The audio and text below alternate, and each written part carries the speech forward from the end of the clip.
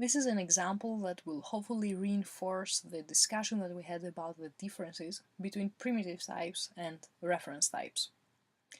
We have created this example through the Java Visualizer, which is a tool available for free online, which will probably be very useful for you as well to use. You can see the URL for this particular example highlighted. What have we done? We have created a class called car. It's a very simple class, as you can see for yourselves. What does the car class have? It has an instance variable called cost and of type double. And then it has the main method. So this class is actually a program because we can run it. We can run the main method inside it.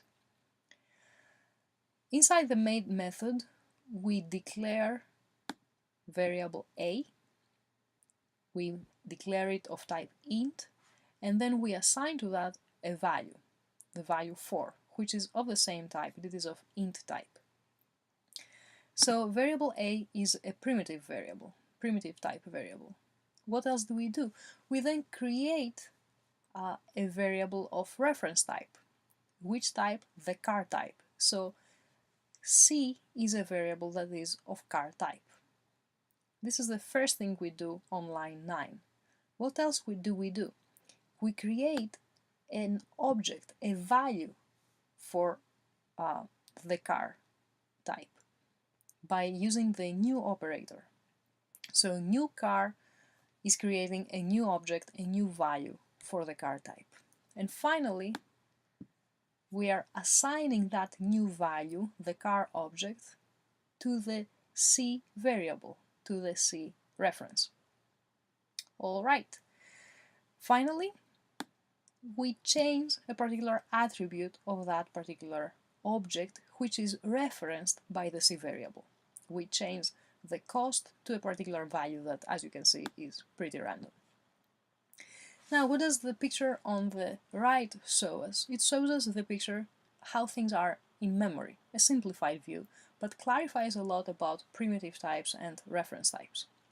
As you can see, variable a is the name through which we reference this particular memory location. Directly in that memory location, which we have named a, we can store the int value 4. Is that the case for C?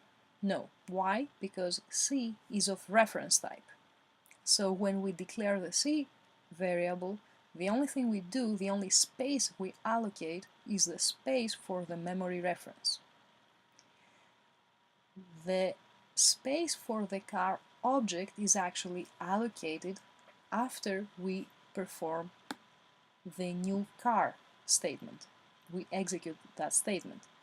After the new car is created, then there is memory allocated for a car object.